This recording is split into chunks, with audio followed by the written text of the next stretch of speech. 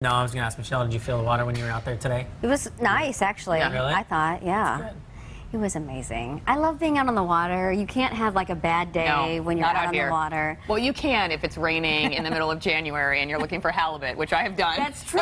That's true. But today was beautiful. If you haven't been paying attention, today is opening day of Chinook salmon season, and I had the chance to learn a little bit about why the king salmon are so popular, and I even tried to catch a few.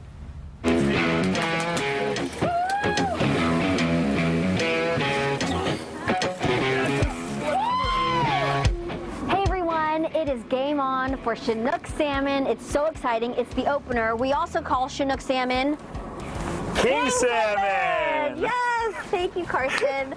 Okay, so why do people love Chinook so much? It's the best of the best. It's the king of the ocean.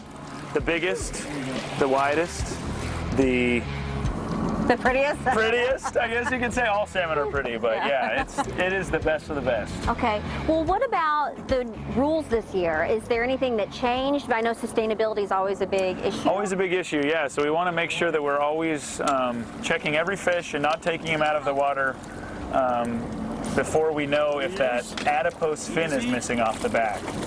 You want to only keep hatchery fish. Okay. Especially in this area today that we're fishing in Area 9. It's one hatchery Chinook per person per day. Just one? Just one, yeah.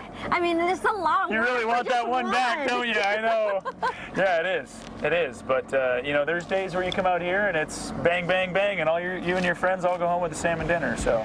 It's amazing. So tell us about that one that we caught.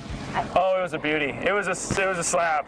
Slab is what we call that. It was a beefy fish. Yeah, it was a beauty. Like Probably pounds? pushing 20 pounds, yeah. Wow. Yeah. That would have been like how many dinners? For you and a friend, yeah, 4 or so, yeah. Oh my goodness. Split it up. Okay, so what if you want to get out on the water? Do you have to have a boat? What do you need? If you want to get out on the water, you don't have to have a boat, but if you want to get out here, obviously you would need a boat, or a friend with a boat is a good thing. Friends with boats are better. But you don't necessarily have to have a boat to be doing what we're doing. There's lots of charters, so you can go out of Everett, Edmonds, Seattle. You can go out with a charter captain for a day, and they'll come out here and take you out and help you find fish. Or there's different places you can rent boats and things like that. Okay, so any lasting words for anyone who's thinking like me, maybe I should get off the couch and go fishing? Fishing has been incredibly good. It's go time. You're missing out. Thank you, Carson. Really appreciate it. Of course. Yeah, baby. That was rad. Thank you to Pete and to Mark who shot and edited that, by the way. So salmon season runs for a few more weeks depending on the location. Like today we were at Marine Area 9, which was up by Everett, but like Marine Area 10 is Seattle/Bremerton, so it just kind of depends. And it also depends if the quota has been met. So if they meet the quota, they will call it early. I do think there was one thing missing from your story, though. A big fish right here that she got to bring home? It was that was a good one. That's another one though. Two things missing from the story. No, it was just you, and you looked lonely out there with just the guy. Like fishing's better in groups. I know. You know, like. That's true. I have a second wind, but I got up at 3 o'clock this morning. Oh well, that was very kind. So like when I came in today, like people were talking to me, and I was kind of like, I was just brain dead. I was just kind of like on my phone.